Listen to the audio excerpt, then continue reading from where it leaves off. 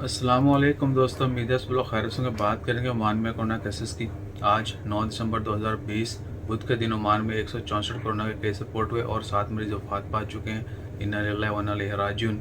Oman में corona cases की कुल तादाद 1,25,490 हो चुकी है, जबकि सेहतियाब होने वालों की कुल तादाद 1,17,034 है और वफात पाने वालों की कुल तादाद 1,461 है। जबकि पिछले 24 घंटों में 18 मरीजों को हॉस्पिटल में एडमिट किया गया और हॉस्पिटल में एडमिट मरीजों की कुल तादाद 141 है, जबकि 71 मरीज़ अभी तक आईसीयू में है। तमाम मरीजों की सेहतियाबी के लिए दुआ करें, अल्लाह ताला उन तमाम को जल्द से जल्द शिफाए कामिला अता फरमाए। जितने भी लोग वफात पा चुके हैं, अल्लाह ताला उनकी मग़फ़िरत फरमाए, उनके वाक़िन को सब्र व जमील अता करे। Dear all, today on 9 December, Oman report 164 COVID-19 cases and 7 deaths.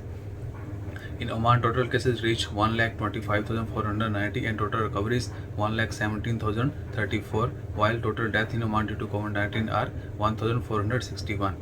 18 patients admitted to hospital in last 24 hours, while total number of patients in hospital are 141 and 71 patients are still in ICU.